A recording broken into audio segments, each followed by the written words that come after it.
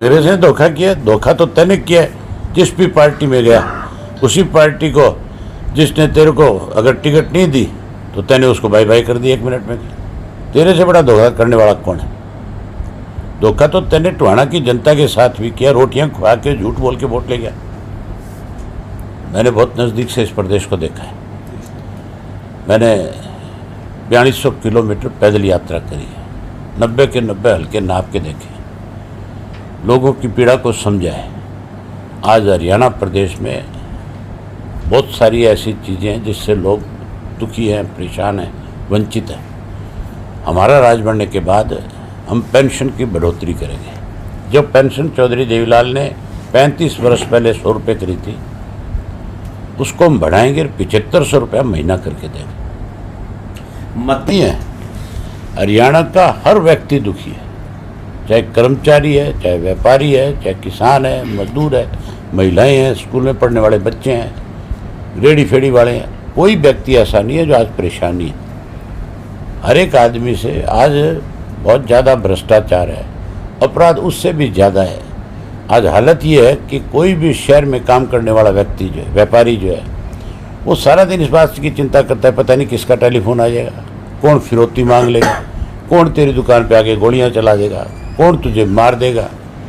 सबसे बड़ी बात, जब तक लॉ एंड ऑर्डर ठीक नहीं होगा प्रदेश आगे नहीं बढ़ सकता, प्रदेश कमज़ोर हो जाएगा। और उसके बाद अगर भारतीय जनता पार्टी की टोहाना में ये हालत है तो पूरे प्रदेश के अंदर क्या हालात होंगे। अब भारतीय जनता पार्टी सत्ता से बाहर हो रही है और कांग्रेस में बहुत बड़ी भगदड़ मचेगी। आप देखना, आज ही जो लिस्ट जारी हुई है कांग्रेस की 20 लोगों की, आप शाम तक खबरें सुनोगे कि अनेक लोगों ने आज कांग्रेस पार्टी को अलविदा कर दिया। ये ट्रायल है उनका, ये उन लोगों के नाम उन्होंने दिए हैं जिनमें सबसे कम उनके पैनल पे लोग थे। ये उन्होंने आज ट्रायल करके देखा है कि इससे कितना शोर मचता है। अगर पूरी लिस्ट आ जाए तो फिर आप ये खुद मानोगे कि कांग्रेस पार्टी जो लंबे समय से ये कह रही है कि हम सत्ता में आएंगे, वो सत्ता से बहुत दूर चली गई। अब तो सत्ता पे काबिज समाज, ये आपकी बहुजन समाज पार्टी और इंडियन नेशनल लोकदल पार्टी होगी। टोहाना से कल बैठ करके आपस में इस बारे में चर्चा करेंगे।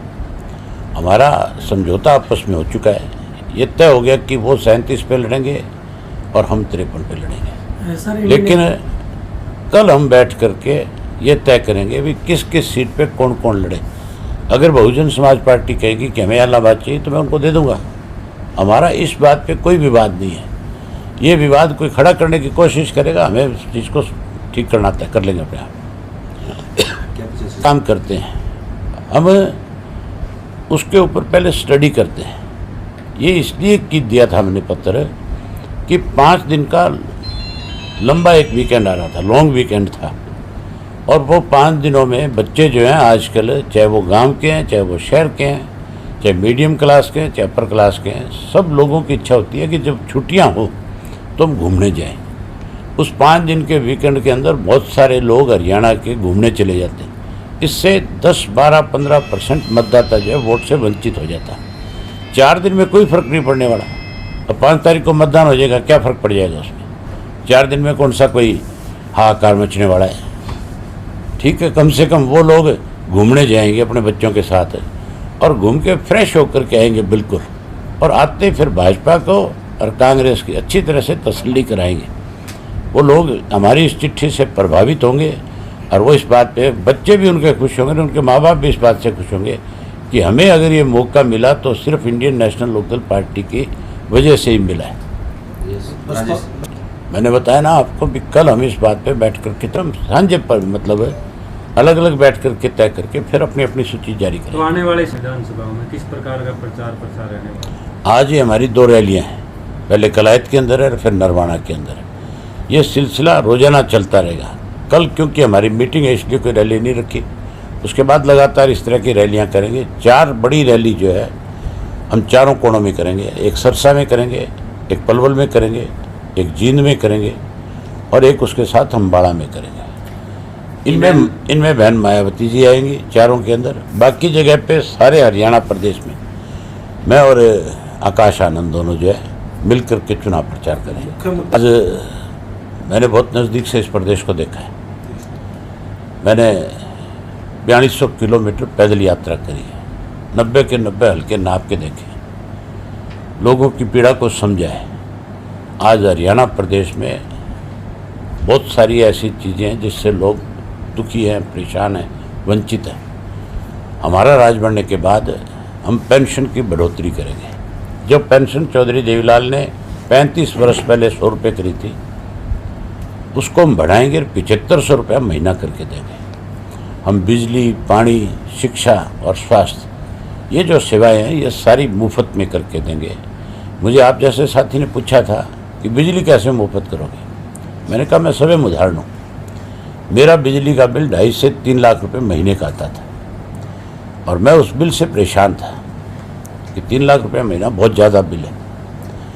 मैंने चर्चा करी कुछ साथियों से, यार बिल कैसे कम हो सकता है। उन्होंने मुझे राय दी कि आप अपने घर पे जो है सोलर का वो लगाओगे सिस्टम जो है, उससे आपका बिल 0 हो जाएगा। तो मैंने कहा कि ये तो महंगा है, इसका तो कॉस्ट काफ़ी ज़्यादा है। तो उन्होंने बताया कि 80% सब्सिडी है इसके ऊपर सेंट्रल गवर्नमेंट से। तो मैंने जो लगाने वाली कंपनी थी उन लोगों को बुलाया, उनको बुला करके, जर्मन बेस्ड कंपनी थी हमारे सरसा की, उनसे मैंने बात करी। उन्होंने कहा जी कि 80% पैसा तो गवर्नमेंट का आता है और 20% आपको देना होगा। तो मैंने उनको कहा लगाओ, उन्होंने मेरे घर के ऊपर वो लगाया।